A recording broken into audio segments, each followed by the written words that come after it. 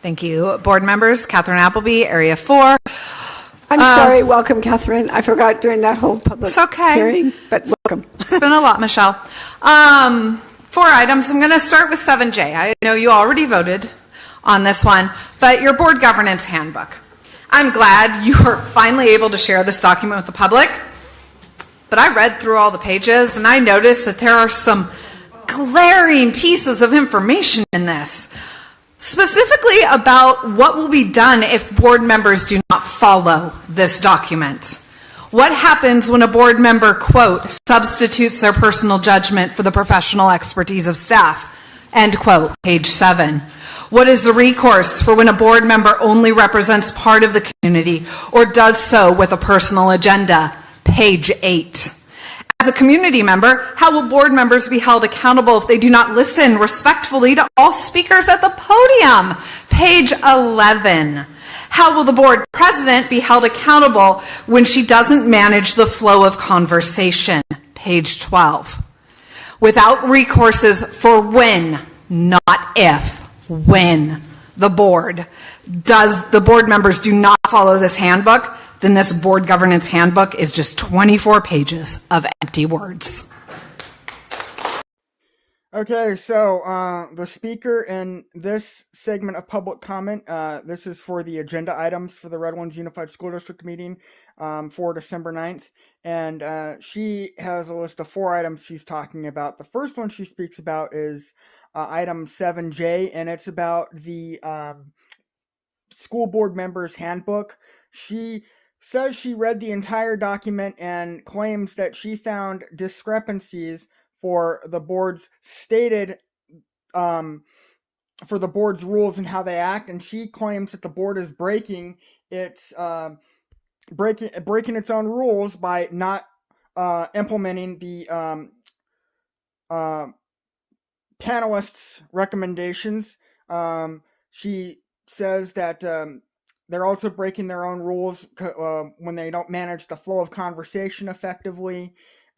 She claims that the board is only representing a minority of Redlands residents and not everyone, and that's a laugh because I remember back when the school board was voting on whether or not to allow the pride flag on school campuses.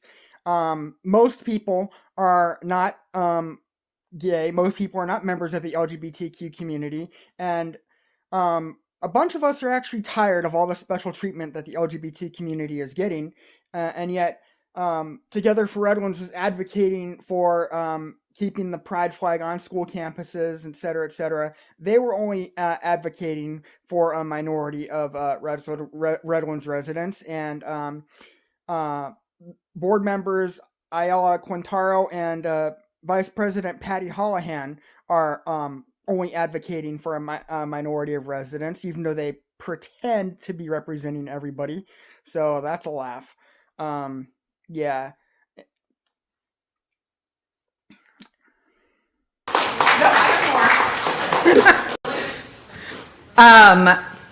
Next is 13A, your agreement with Contribute for the FIT inspection software. I think that this software, it will provide a benefit to our maintenance and operations staff as they care for our aging buildings. In fact, I read this contract and I was very excited for what it would do. However, will our RUSD staff have access to the photos and reports if we do not renew the contract in June 2026? I didn't read anything in the contract that indicates if and how RUSD retains the information that has been uploaded. If RUSD loses that information, then there will be a gap in our maintenance and operation records. And then 16C, your appeal of the bluest eye. I'm asking you to follow some of the words from your own board governance handbook as you consider the appeal of the reviewing committee's decision. One of your commitments is to, quote, actively work to identify and eliminate barriers to student success. Page 10. You have heard that the bluest eye is a title often referenced on the AP English literature exam. You have also heard the fallacious statement that it's not a band since you can just buy it. If you vote to remove the bluest eye, you are creating a barrier to student success instead of eliminating it. Quote, substitute my personal judgment for the professional expertise of the staff. Page 7 of your governance handbook. Per board policy, you must have the hearing we just did. But per your own governance document, you must not allow your personal judgment to override the professional expertise of the staff who read and reviewed and initially selected those books. I plead with you to vote based on the professional expertise of the RUSD staff. Quote, respect the involvement of parents in their child's educational experiences, from page 5 of your handbook. This means you respect all parents for their own children, not the parents you agree with, and not that some parents get to decide for all children. Follow your handbook. Thank you, Catherine. So once again, the speaker claims that if the school board disregards the recommendations of the book review committee, that the school board is breaking its own rules. And this is an argument that's brought up a lot, and quite frankly, it really irritates me when they do this, because the board is not obligated to rubber stamp the opinions of the so-called experts. The experts are, like I've said many times, they're just to advise, not to implement policy.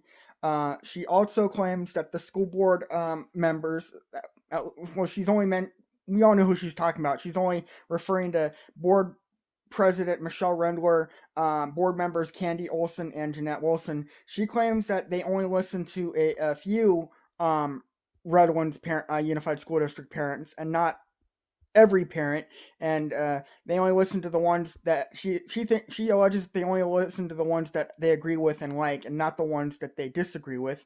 And as I mentioned earlier, during the whole fiasco surrounding the gay pride flag, whether or not to keep the flags on school grounds, and also in the city on city property, they really didn't care about what the majority of Redlands residents wanted. They wanted to have the pride flags flown to make Redlands a safe and welcoming community for the LGBTQ minority. So when they put the feelings of minorities above everybody else, it's okay, but they chastised the school board for allegedly doing it, even though most of the Redlands residents are with the three board members, board president Michelle Rendler, board members Candy Olson and Jeanette Wilson. Most of us are with them. The minority side with Vice President Patty Holohan and Ayala Quintero. Thank you. Jeff Poggi, Area 2, parent of 2 students who went K through 12 through Redlands schools. Let us be clear. This is, and has always been, about banning books. Restricting, as the committee suggested, is not enough. I'd like to read from Bluest Eye. Love is never any better than the lover. Wicked people love wickedly. Violent people love violently. Weak people love weakly. Stupid people love stupidly. But the love of a free man is never safe. And then one from Push. I'm going to break through, or somebody going to break through to me. I'm going to learn, catch up, be normal, change my seat to the front of the class. So when everybody talks about the aggressive sexuality and the horrors depicted in Push, remember that quote, please. There are so many beautiful passages in both of these books. You do a disservice when you pull them from the shelves. And the other thing I've got to tell about, everybody's talking about we're giving these books to kids. We are not giving the books to children to read. They have to go to the library, they have to have parental permission, and they have to ask to read them. Nobody is sharing pornography with anybody except the dirty minds that want to restrict this. Thank you, Jeff. Thank you. So the next speaker is named Jeff Progi, and he reads passages from both The Bluest Eye and Push. And because those passages that he reads from are not about the sexual abuse perpetrated against the main characters, one is a quote about how different people love differently, and it's that excerpt is actually pretty nice. The one he quotes is pretty nice, and about how wicked people love wickedly, and weak people love weakly, and stupid people love stupidly, and the love of a free man is a dangerous thing, etc. That's actually a nice quote. And then from Push, he reads about how Precious makes a promise to herself to get better and change her life, etc. He thinks that because there's passages like that in these books that they're not degenerate, when a lot of it is about the sexual abuse perpetrated against them, and it's from the point of view of the abusers. So, yeah. Welcome, Greg. Start with the board policy. And on page 7, they made much of, you will not substitute your personal judgment for professional expertise of staff. Well, why the heck even have you guys up there? Just submit the staff report and rubber stamp it, and it's the policy. That's not how representative democracy works. It starts with the citizens we have an election. And the citizens can't run every government agency, so we elect representatives to control our various government agencies on our behalf. You all work for us. And if you do not exercise your personal judgment, you want to listen to all the opinions, you want to listen to the comments out here of the citizens as well as professional staff, absolutely listen to them. But ultimately, it is your judgment. You're the ones that went around and knocked on people's doors and said, here's what I'm running on, please vote for me. And you're all up there because you got the most votes. That's how representative democracy works. And to then surrender your independent judgment subverts that. You don't see that in Congress. You don't see that in the state legislature. You don't see it anywhere else. But only here do they want you to give up your independent judgment. It's wrong. And in 16 seconds, if you think something's going wrong, you have an obligation to go out and tell the public about that, not be silent, and not just go along with what you know and what you believe is wrong. That's, again, how representative democracy works.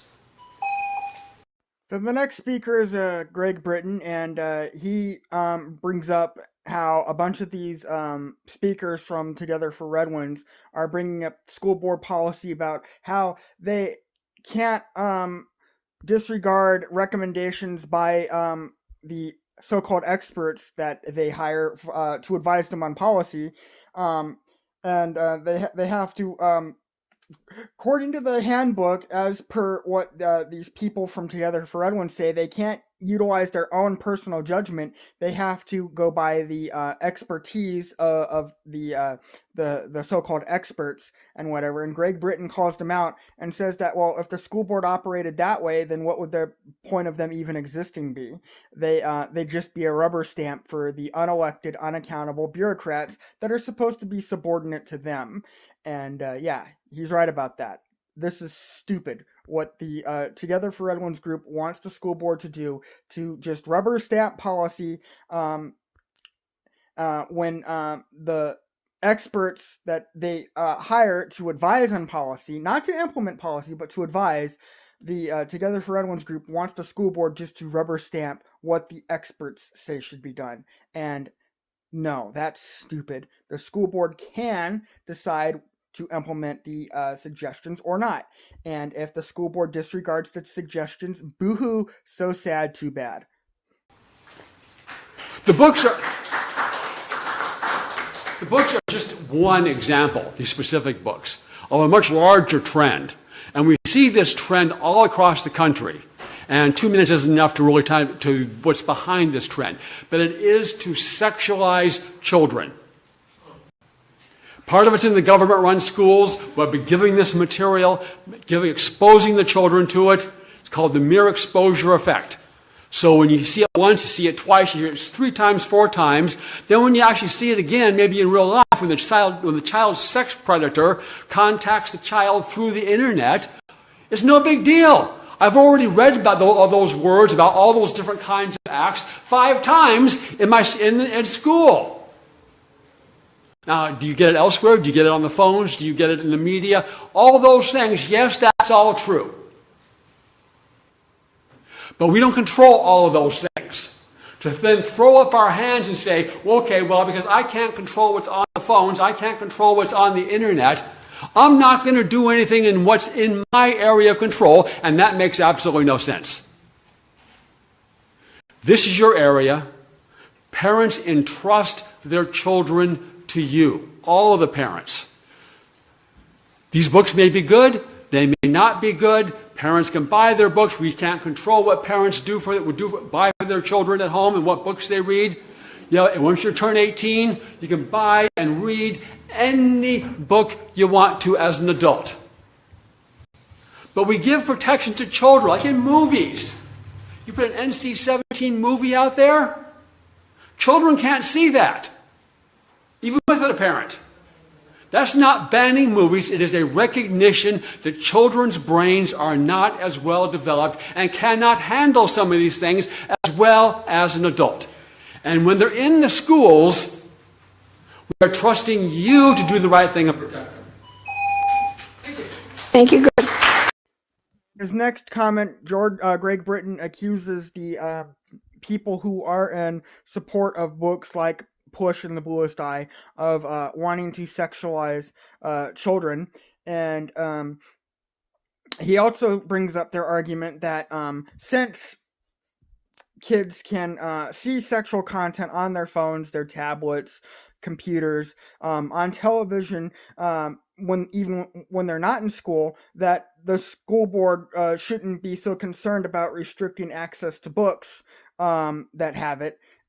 When these books, they say, can be used to develop empathy in children for people who have experienced sexual abuse. And that's just stupid thinking right there. I agree with Greg Britton. We can't control what children see when they're not at school and stuff like that. No, that is in the purview of the parents. The parents are responsible, but when the children are at school, the school is responsible, and the school can restrict access to what children see and what they hear, etc.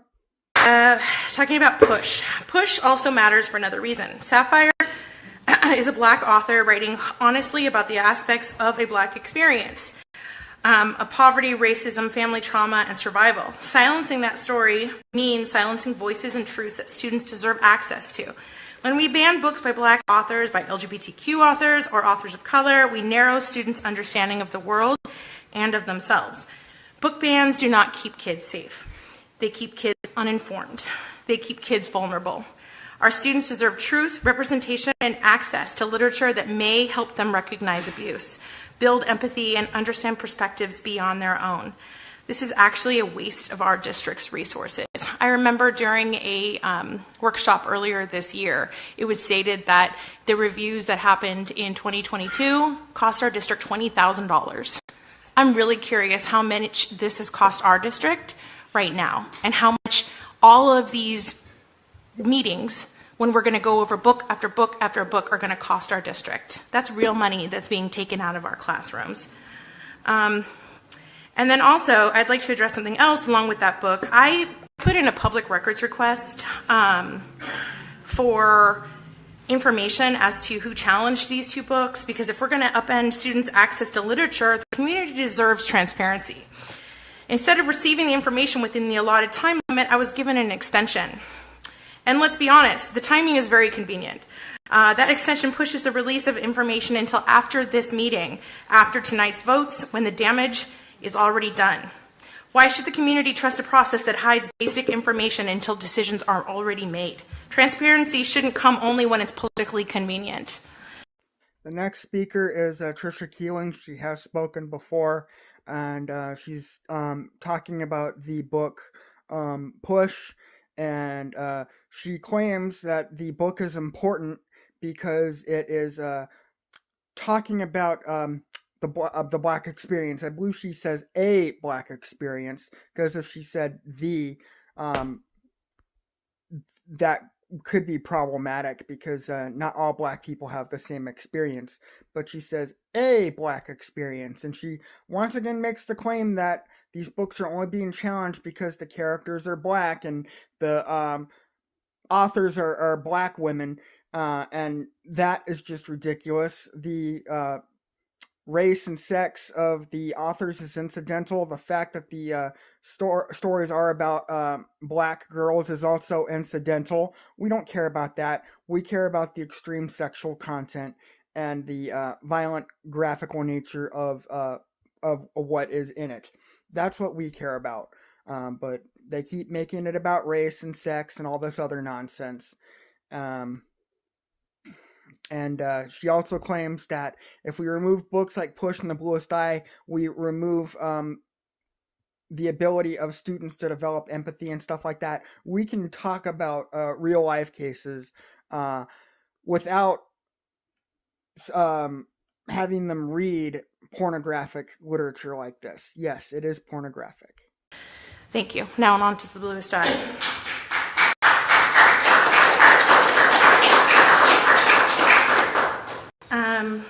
Again, talking about The Bluest Eye and the establishment of AB 1078. From my understanding of AB 1078, it exists for a reason. The state will not tolerate discriminatory censorship. Instead of silencing Black authors, we should be uplifting them. Instead of removing stories about trauma, resilience, and race, we should be teaching students how to be thoughtful, critical, and have conversations about them. Literature like The Bluest Eye gives students the tools to understand complex realities, build empathy, and see themselves and others more clearly. Banning books betrays students. It betrays educators. And in this case, it also breaks the law. So if you care about that, I wouldn't do it tonight. I urge you to stop this pattern, and that's what that would be. Banning 2 books by Black authors would be establishing a pattern, and that is something that 1078 absolutely addresses. Do not ban The Bluest Eye. Protect our students, our district, and our legal standing by protecting access to literature. Thank you. So Trisha Keeling speaks again, and she's talking about the book The Bluest Eye. She doesn't say much about the book. She just says that banning these books because they're written by Black female authors is breaking the law, because California has a law against deliberately banning books based on things like race, gender, sexual orientation, etc. And once again, we don't care about any of that stuff. It's the graphic sexuality, the rape, the incest that is depicted in these books that we care about. The race and the gender of the characters and the authors does not matter to us. But once again, they try to make these things that are not important. It's important to them because they're actually racist. She says that we should not ban books by Black authors, we should uplift them. Yeah, well, amplifying authors just because they're Black is just as bad as trying to bury them because they're Black. Both are wrong. Authors should be they should be judged solely on the merit of what they write, not on idiotic factors like what their race is, etc. All right, I'll start by talking about The Bluest Eye. Welcome, Aaron. Thank you. I'll go back into my thoughts from before. So I was saying, yes, this book describes a little girl being raped and impregnated by her father. It's a gut-wrenching scene, but for too many little girls, similar scenes are reality. The novel's set in Ohio in the 1940s, but just a few years ago, an even younger girl, a 10-year-old, had to flee the very same state because she'd been raped, and it was illegal for her to terminate her pregnancy. Ban the books to protect kids, the right screams, while trying to force a kid to be a mother. Now, if you listen only to the detractors, you'd think that this book was a 211-page long rape scene. That scene is a tiny part of the book, but it and a few other scenes are the only excerpts they want you to hear. If you're really curious to hear that scene, try saying systemic racism exists 3 times in a mirror at night, and a racist doctor might pop up who has it memorized already. But no, that's not what this book is about. The book is about a little girl who believes what society says about her, that she's ugly, undesirable, invisible. She knows what her father did to her is wrong, but she thinks, why would anyone care or want to help? Maybe if she had blue eyes, she convinces herself, everything would be okay. But no, she was born an ugly black girl, so she deserves her lot in life. Can't you see how important it is to confront thinking like that? For a kid who might be thinking similar thoughts, it's so much easier to realize how wrong they are when seeing someone else's story. Of course she doesn't deserve that. And they might think, well, if she doesn't deserve it, maybe I don't either. A vote to ban this book is a vote against that kid and all the kids like them, and that will be all on you, Miss Rendler. All right. Speaker is Aaron Fernando talking about the book, The Bluest Eye. He's talked about this before. He's spoken multiple times at this meeting. He's speaking again. He's talking about how Pacola Breedlove is raped and impregnated by her father. He also mentions how a 10-year-old in the same state as the book takes place was raped by her father and was not allowed to get an abortion afterwards. And so he makes the case that we shouldn't remove this book from this library because it won't stop real-life sexual abuse from happening. And in that aspect, he's right. Removing these books from the libraries will not stop real sexual abuse from happening, but it will stop children from having access to material that they shouldn't. And these people, they always make the argument. They never outright say it, but they very implicitly believe that this type of thing seems to only happen to minorities and people of color, etc. Because Pacola Breedlove goes insane thinking that if she gets blue eyes, then she will be pretty and people will stop her father from raping her, etc. The fact of the matter is, as I've mentioned before, race and socioeconomic status, whatever else, doesn't matter in situations like this. White people get raped too. It doesn't matter. People who are rich, who grow up in rich families get raped just as much as people who grow up in poor families. You can have privilege, you can live a charmed life, and then suddenly everything can be taken away from you. Privilege is temporary, and these people want to keep whining and bitching about white privilege, white supremacy, etc. Yes, the book, The Bluest Eye, takes place in the 1940s during the segregation of African Americans, but the villains in this story are the African American parents who abuse their children. That was a really dumbass Bloody Mary joke you made, Aaron. Say systemic racism 3 times and a racist white supremacist doctor will appear. Stupid joke. All right, moving on to Push. I'll start. Doesn't surprise me that the right has such poor critical thinking skills that they think a book that condemns rape and child molestation is a how-to guide. I mean, look at how they use their favorite book to beat everyone the book tells them to love. So let me spell it out for you. The point of the book is that what happens to Precious is not normal and should not be normal. Precious thought it was normal. Education showed her otherwise. I hope there's not a single kid in our schools that knows what it's like to be raped by their own family, to have to carry that person's child inside of them. But we all know it's not impossible for a kid to be going through that right now. And even if there's not in that specific circumstance, there are definitely kids going through other tragedies. Homelessness, alcoholism, drug abuse. Maybe their father hits them. Maybe he loves them dearly, but he got snatched by masked goons in an unmarked van. The message from this book to all those children is that it can get better. You're not invisible. Someone out there cares for you. Keep asking for help until you find them. Don't give up. Your life adds so much beauty to this world, and it would be a tragedy to lose it. And for people who aren't in a situation like that, who could never imagine anything close, even in their darkest nightmares, the book has another message. Be the person who cares. Be the person who won't let your eyes slide past someone in need. You cannot claim to be working to improve education while banning a book all about the uplifting power of education. I could talk for hours about this book, but there's really only one last point I want to make. It's not hyperbole to say that this book has saved lives. There's a scene where the main character goes to an incest survivor meeting, and she looks around at all these other people there, and she realizes, I'm not alone. There are others like me. That is what this book is for the people who need it most. And if you ban it, Michelle, their blood will be on your hands.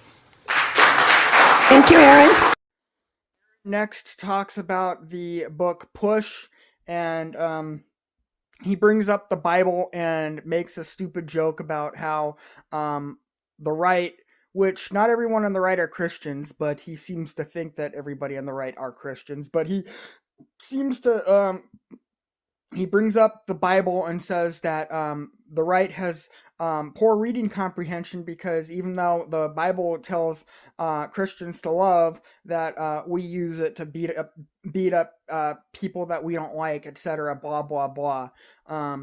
So yeah, dumbass comparison. He rightly mentions that what happens to Precious is not normal. And because she's illiterate, she starts out thinking that it is, and then as she becomes more educated, she begins realizing that it's not. And at the end of the book, she goes to an incest survivor group and finds out that there's a whole bunch of other people like her. Well, there is no happy ending in Push because Precious gets HIV and dies. So think about that. Welcome, Michael. Thank you. Mike Paisner. I also wanted to express my dissatisfaction with the FOIA process. I requested information about who challenged these books, and I was told it would not be provided until after the hearing.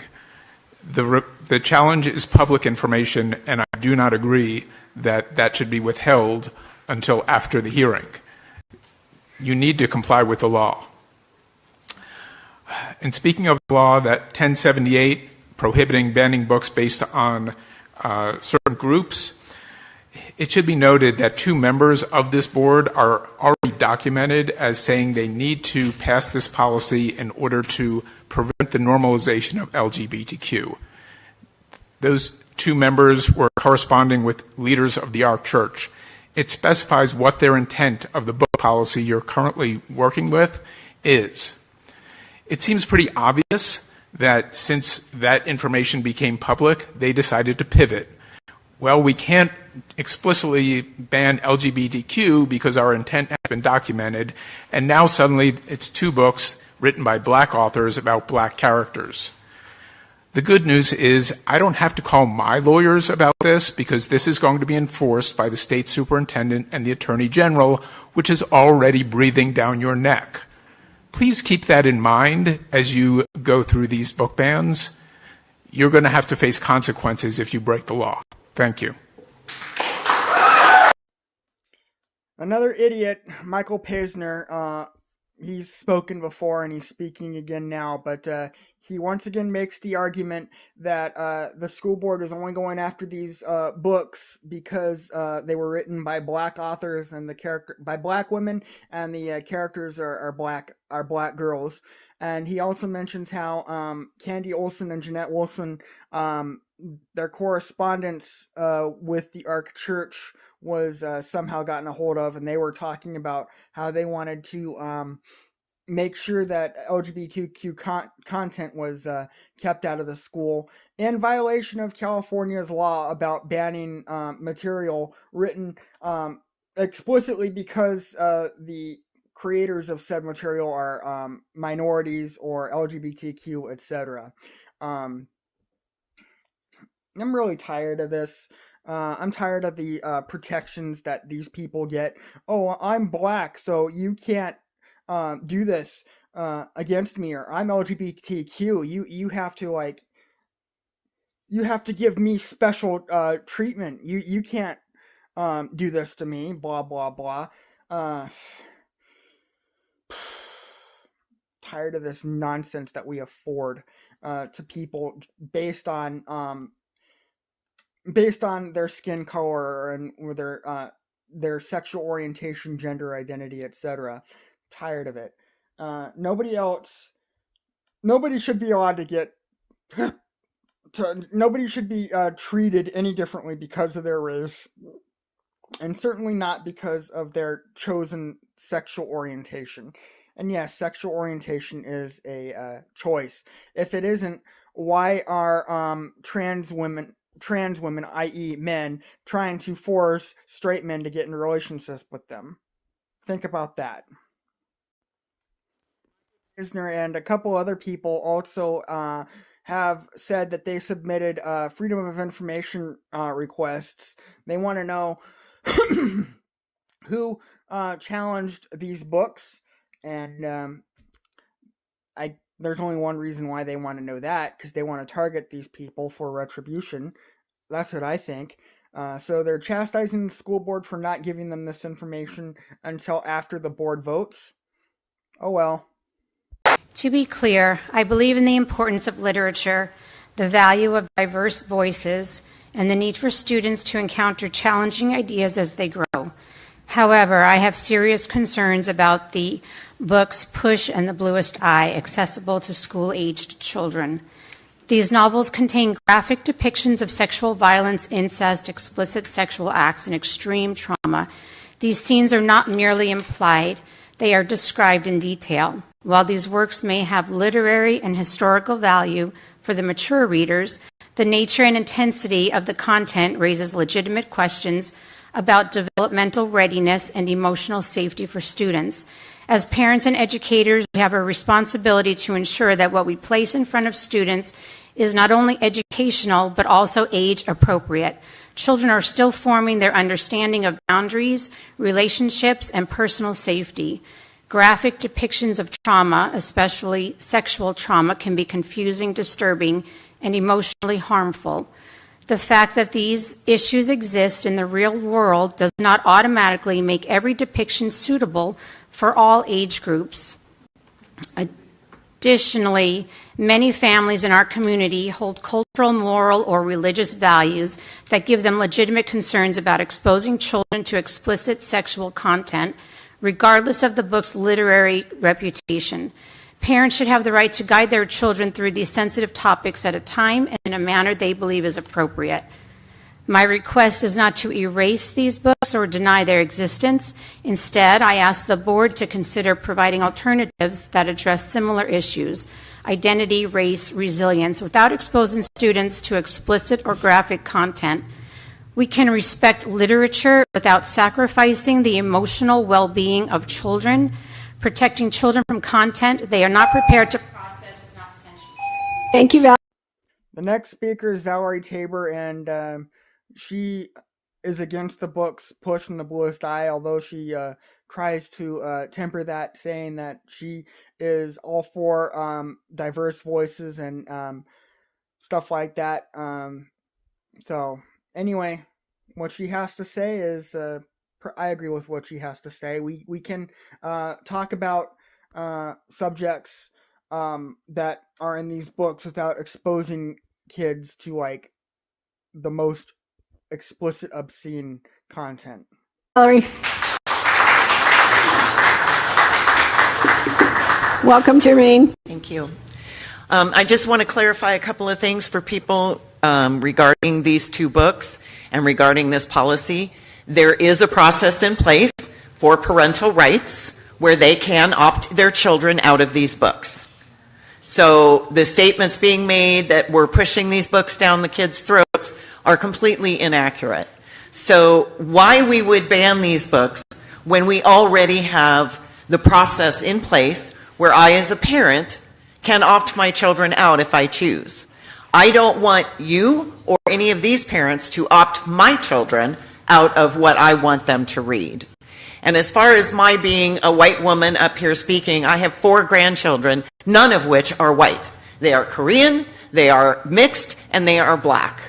And it is my duty to represent my grandchildren in this process. And 2 of those grandchildren One is already in this district. The other will be in the district in another 3 or 4 years. So that's my obligation. And even before I had children in this district, I will fight for these books to be available as stated, as recommended, for age appropriate, which is high school. No one is forcing these books onto third graders or kindergartners or even seventh graders. It's high school. That process tells you that we have looked at those books and we know what's appropriate. Follow the guidance. Don't allow these people insulting the teachers and the librarians of our school. They are not to be insulted by saying that they have no say, they have no expertise, and you are the only experts. That is unbelievably disgusting, and I hope every one of you were disgusted by those statements. Please do not ban these books. Thank you. Thank you, Jermaine. Next speaker is Jermaine Miles, who once again makes the case that because the book review committee said that these books are available, should be available for student checkout, and that they should only be restricted to high school level students, that the school board should obey their should implement their suggestions and do what the book review committee wants. And as I've said many times, the school board is not obligated to implement the committee's suggestions. The committee is there to advise.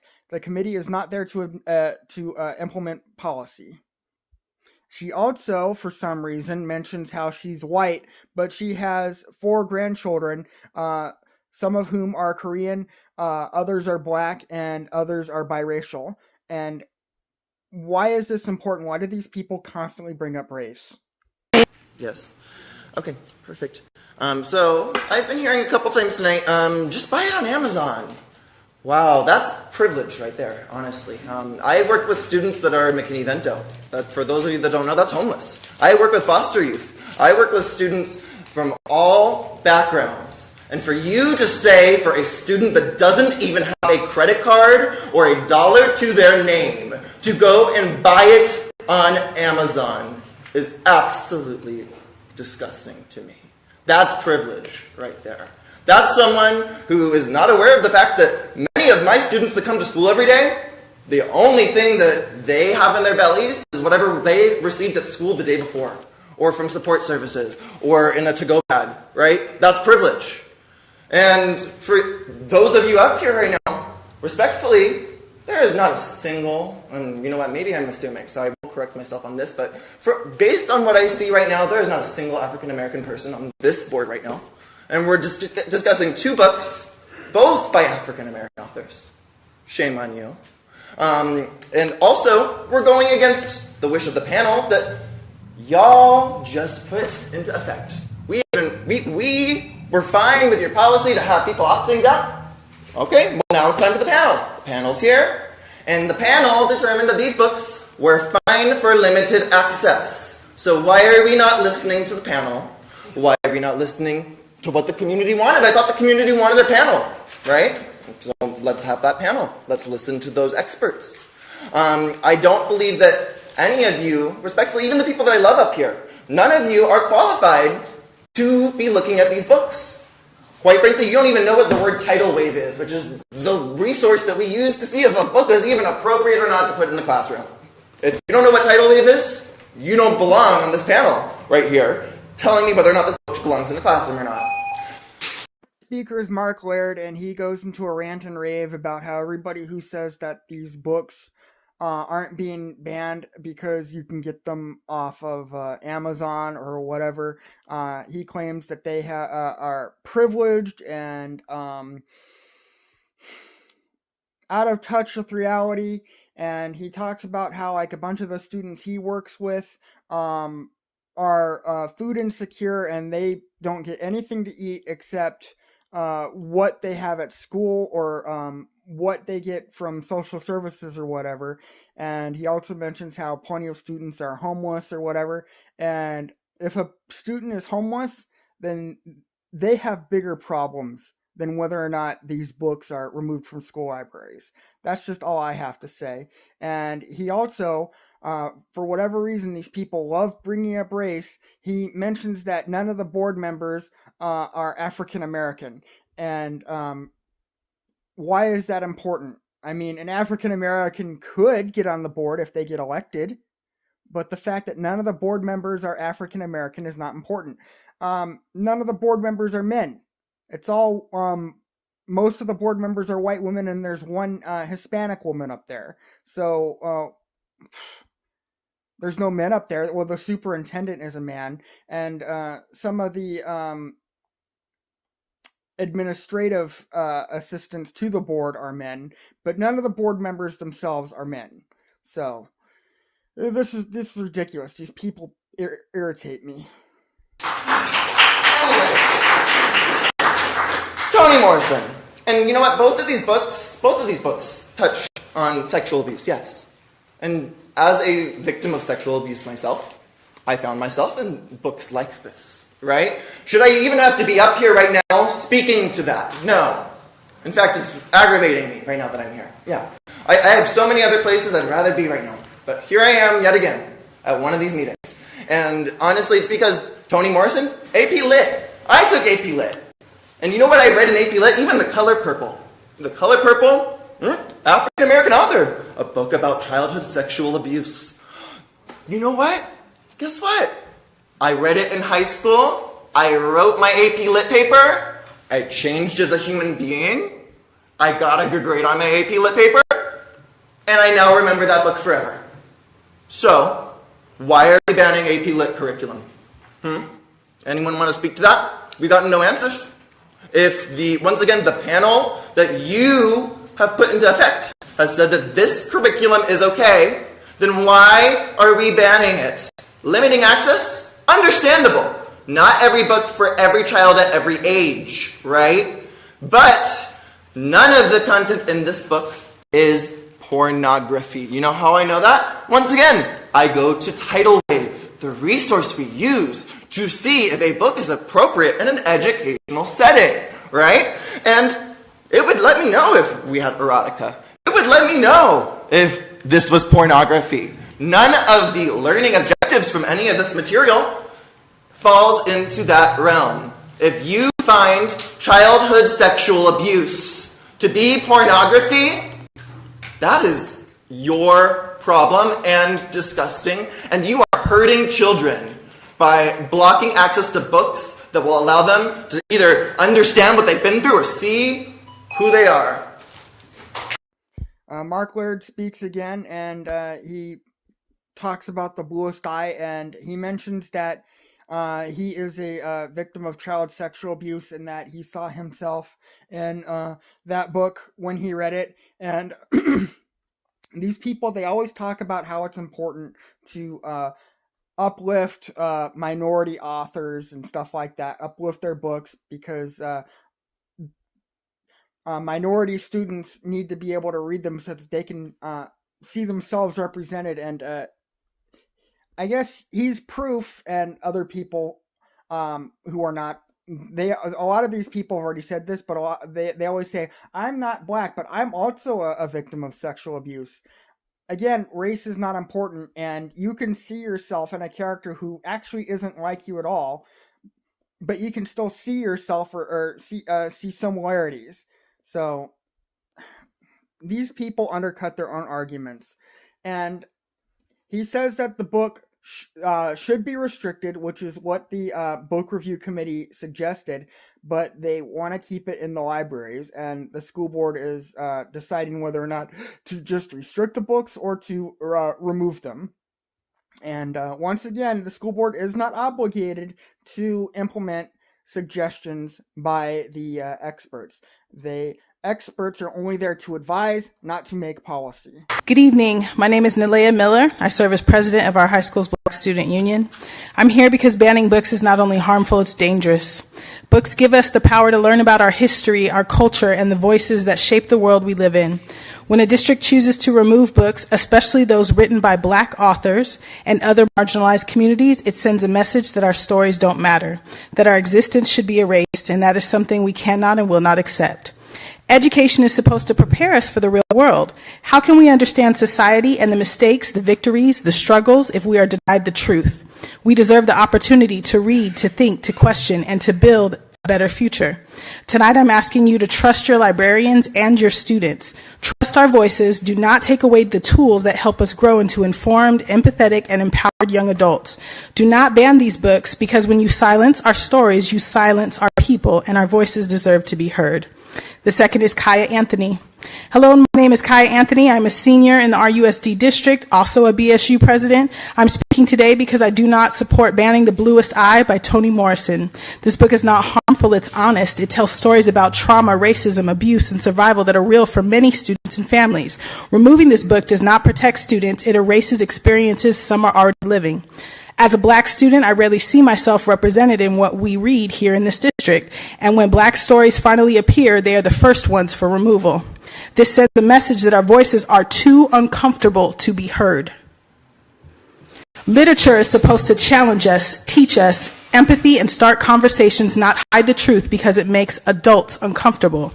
Banning these books is not education, it's censorship. If we only allow books that feel safe, then students will never learn how to understand the world we are actually growing up in. We deserve diverse books, we deserve representation, and we deserve to be trusted.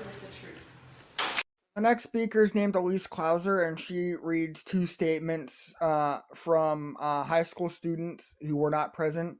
But both of them make the case that, once again, that banning these books is that wanting to remove these books is only out of a racist desire to silence the voices of black people, especially black women. And that is the race and sex of the authors is incidental. We only care about the subject matter. She also claims that if we remove these books, then students will have the opportunity to become more empathetic, and they'll lose the opportunity to learn about real life situations because these child sexual abuse happens, unfortunately. So once again, we can talk about these things without allowing students to read subject matter like this. Yeah, so I want to talk a little bit about some of the misinformation that's been put forward here regarding, first of all, is this a violation of AB 1078? To remove sexually graphic books from the library is not a violation of AB 1078. We are not discriminating against LGBT in the process of doing this. In fact, both of these books, which have been challenged, have nothing to do with LGBT behavior. It is about sexually graphic material. And second of all, pornography is not, it doesn't matter it doesn't matter what race the author is, it doesn't matter what race the victim is. Pornography affects everybody, and it has a horrible, powerful impact upon adolescents. And I'm going to read a little bit of scientific literature that talks about this. The effects of pornography exposure upon adults, and young adults and adolescents was recorded by a study by Zillman and Bryant in the 1980s. And the following observations were noted regarding young adults exposed to pornography compared to control groups. Male subjects demonstrated increased callousness toward women. Subjects considered the crime of rape less serious. Subjects were more accepting of non-marital sexual activity and non-coital sexual practices such as oral and anal sex. Subjects became more interested in more extreme and deviant forms of pornography. Subjects were more likely to say that they were dissatisfied with their sexual partners. Subjects were more accepting of sexual infidelity in a relationship. Subjects were valued marriage less and were twice as likely to believe marriage may become obsolete. Men experienced a decreased desire for children, and women experienced a decreased desire to have daughters. And further studies have also been shown that the, children or adolescents who are exposed to this are more likely to be involved in criminal sexual behavior and violent behavior toward particularly other adolescents. So this is a harmful exposure when kids are exposed to pornography.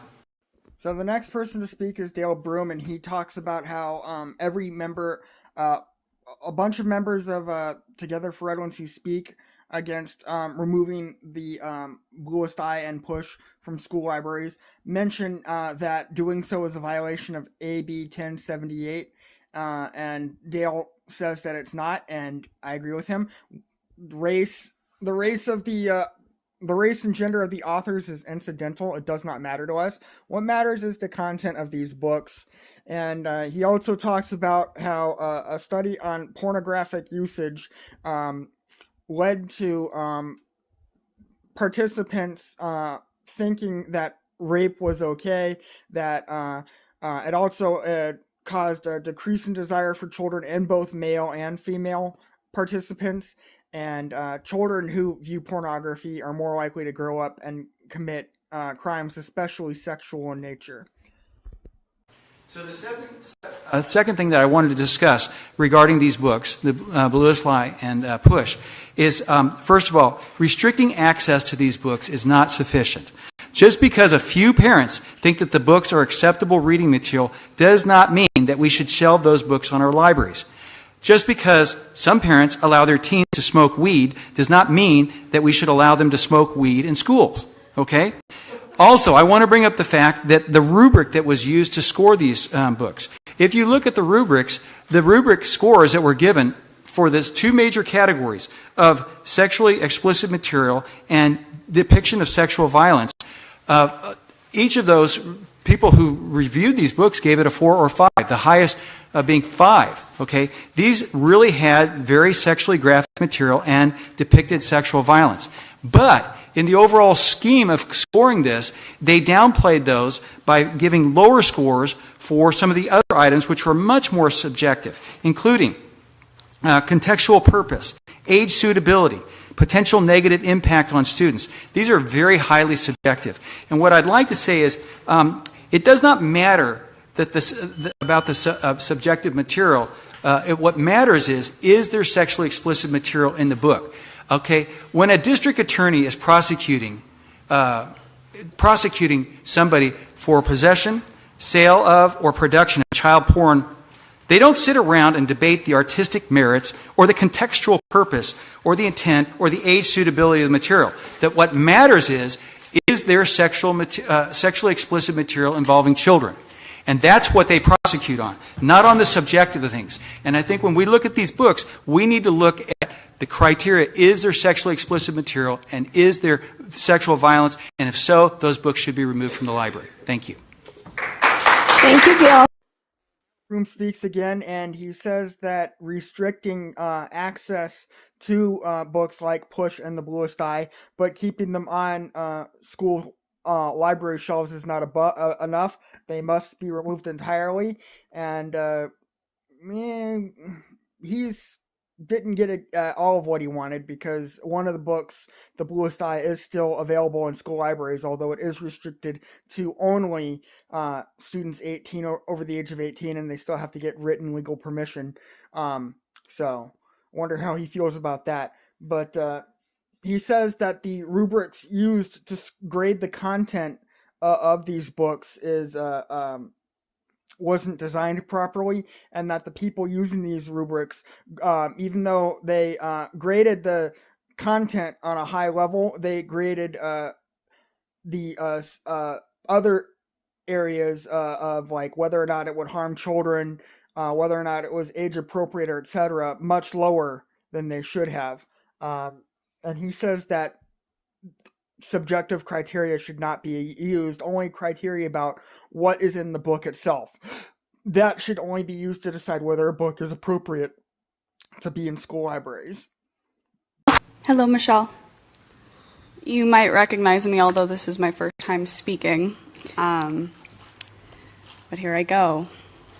I am a black woman whose family has suffered sexual abuse, abortion, and poverty. I understand the cultural hardship better than, in these novels, better than most of the people in this room, I believe, I think. I've read these books and understand the larger narrative, but I'm still concerned about the sexual content. This is why. I have been exposed to the sexually explicit novels in schools because I've read many books that empower me despite the color of my skin. I wish I hadn't read these books, The Bluest Eye and Push, because I suffer from the consequences of feeling empowered by my sexuality rather than my strength and my understanding of my value of life. I don't believe it's up to the schools to determine what our children can handle, but the protective communities they find in their families. But as a Black female student, I would submit to the board that I would like to see a culture change brought by the fostering of gentleness and purity of Black souls. Books like these encourage Black people to put on another badge of victimhood. It wasn't my trauma that told me I was an undesirable, ugly Black woman. It was an entitled world that told me I need white people to fight for me. I don't. Because I do belong, and I know that. Please don't let these disingenuine or false heroisms allow these books into school libraries. I'll let the time finish. Thank you. Thank you, Kai. The next person to speak is a young African-American woman named Kai, who says that she experienced many of the things depicted in the books Push and The Bluest Eye, and says that she understands the narratives of those books better than most of the other people in the room. She says that she has read the books, although she also says she wishes she hasn't, and she says that while she doesn't think schools should be allowed to decide what is not appropriate for students, she says that Black people need a cultural shift, and they need more content that pushes them towards gentleness rather than depicts violence and stuff like that. And she also calls out the members of Together for Redlands, many of whom are white, and says that she doesn't need their white heroism. So it's pretty funny.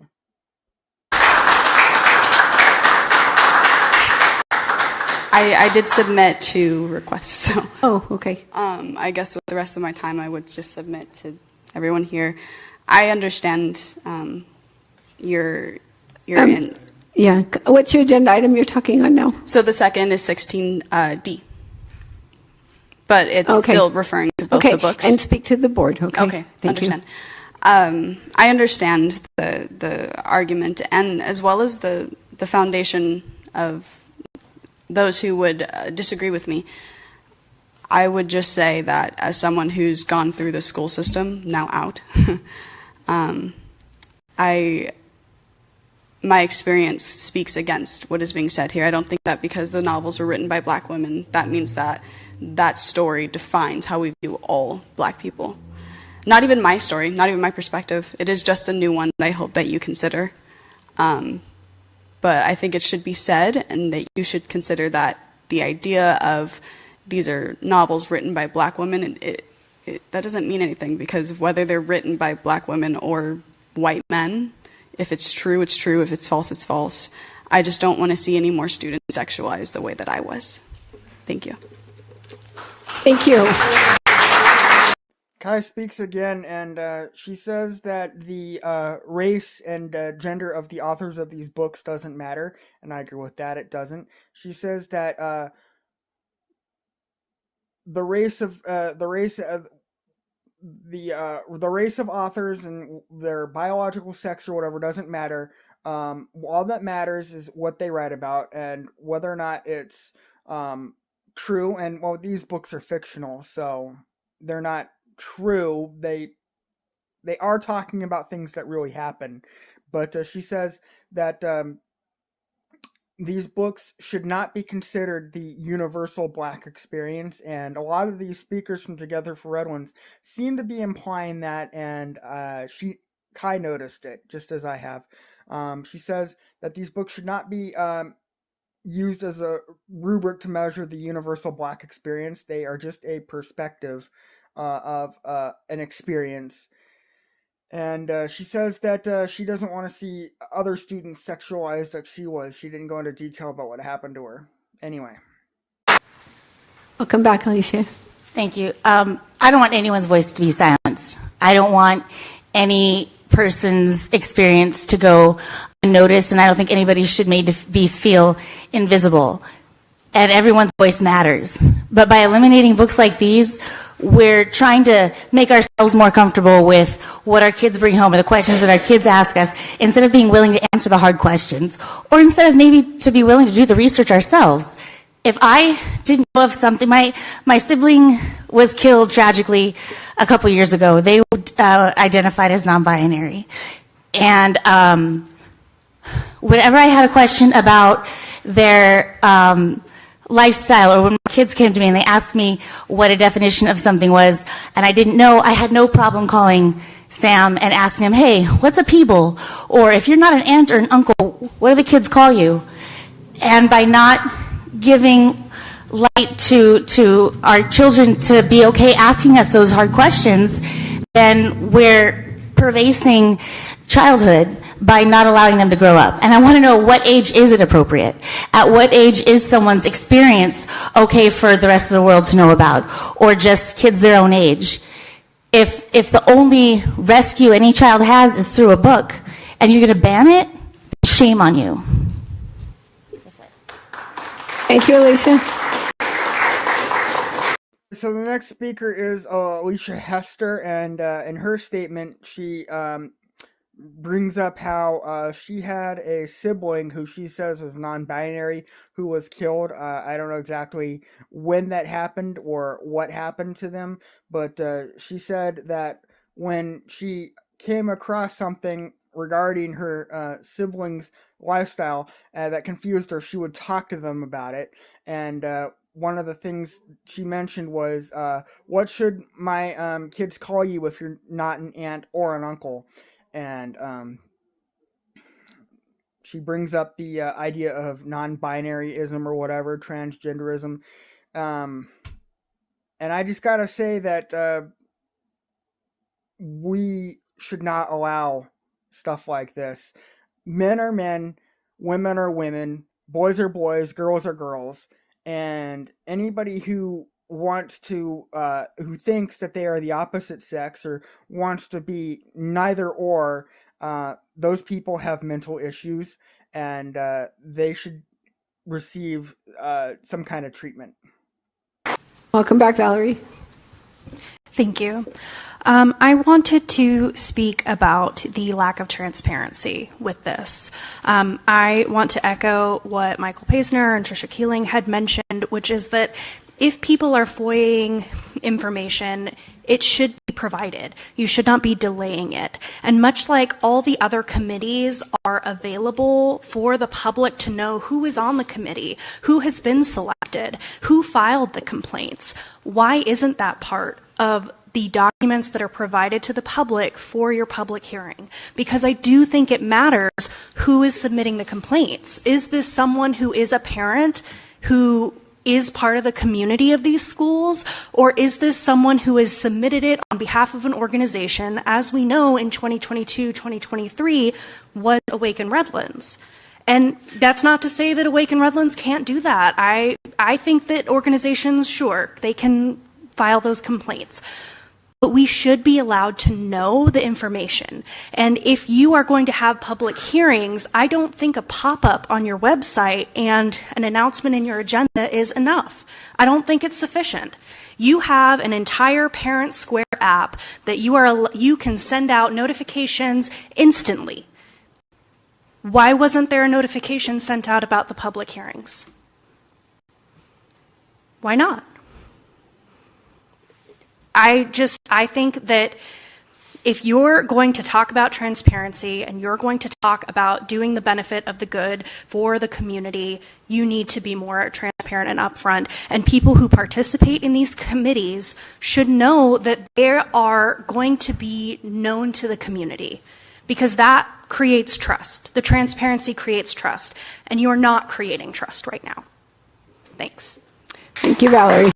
Next speaker is named Valerie Tabor, and she criticizes the school board for not immediately giving people access to information that they requested through the Freedom of Information Act. She brings up Michael Paisner and Tricia Keeling, who had made such requests and complained that the school board wasn't giving them the information that they requested and would only give it to them after the board voted on the agenda.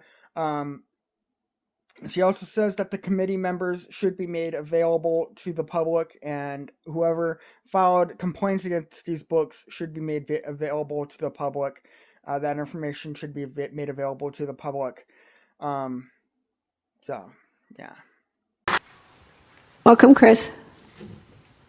My name is Chris Claudus. I am a resident of Redlands, a retired public school teacher, a school board member, and grandfather to 4 RUSD students, one of whom has spoken to you very eloquently this evening in defense of these books.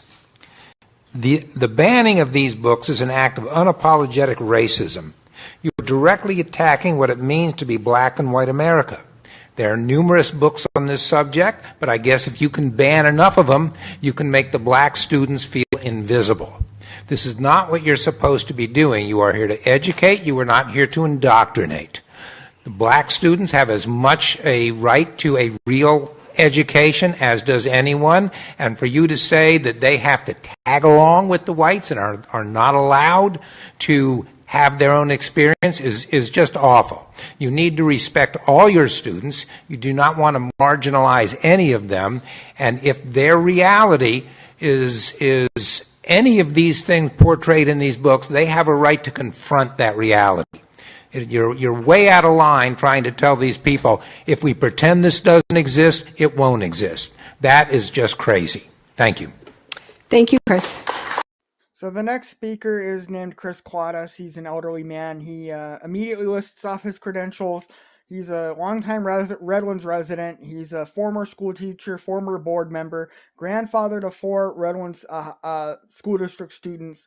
I think he's the grandfather to Quinn Shea and the father of Jessica Shea, maybe.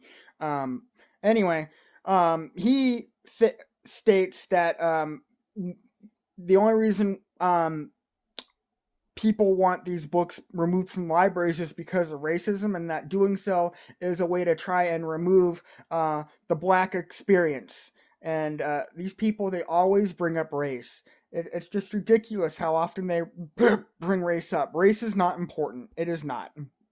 And I'm tired of these people thinking that it is and constantly bringing it up when it shouldn't be brought up, because race isn't important. The content of the books is what's important.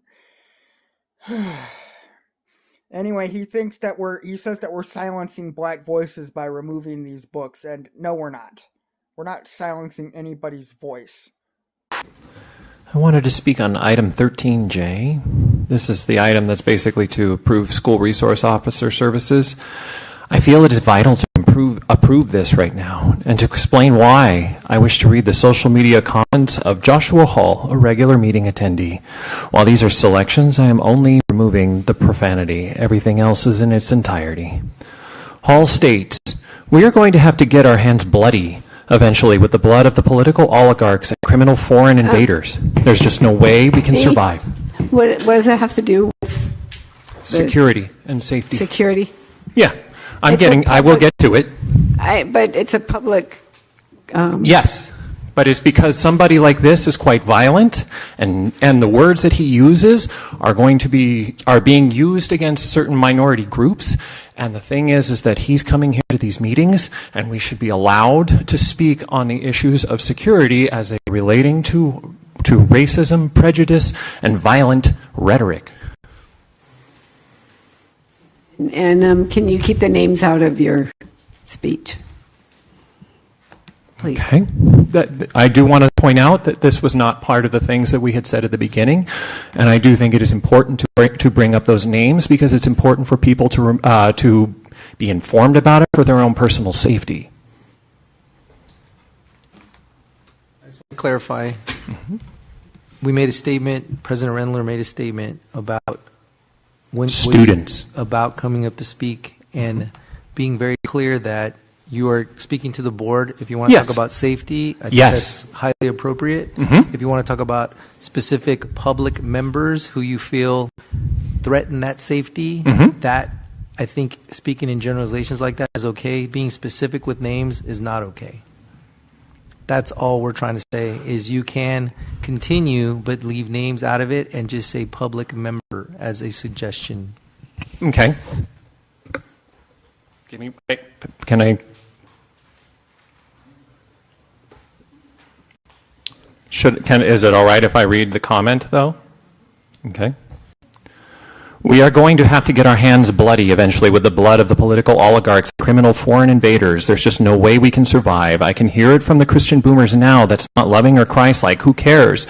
The Christian faith is a slave doctrine created by the Jews to maintain control over the Gentiles. It is also a blueprint for global Jewish domination. These are violent, treasonous words, and he said, and this is a person who is here to protect children. I shudder to think what he thinks that looks like. What might he do to a student who is Jewish or an immigrant? What might he do to a transgender parent like myself? Would he bloody his hands if given the chance? There is a school board candidate member here who keeps this person in close company.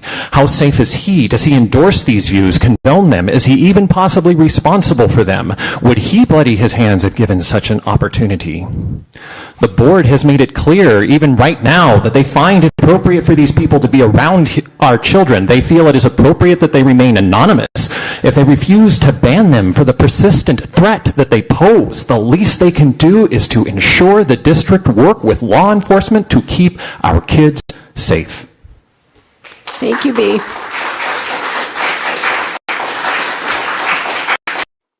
Speaker of this segment of public comment is Bay Hamilton. He's transgender. He's male, but he is either non-binary or identifies as a trans woman. I don't know. He definitely dresses in feminine clothes and likes to wear his hair long. Not that there are plenty of men who aren't non-binary or trans who wear their hair long, but he presents himself very femininely.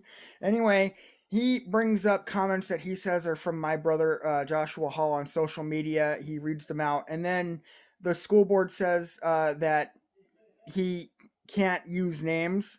They do let him read the comments, but he can't use names. And then he makes aspersions at Dale Broom. He mentions a school board candidate who keeps my brother Josh in close company and wonders if Dale Broom is responsible for my brother's views. So,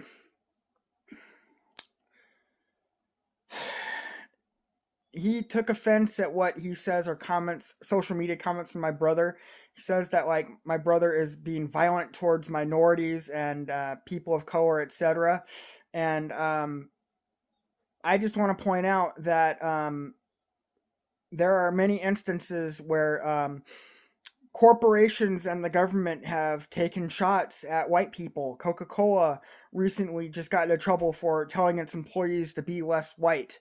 I have a screenshot of a whole bunch of like different headlines put together that are all anti-white, and maybe I should read them out sometime at the next school board meeting.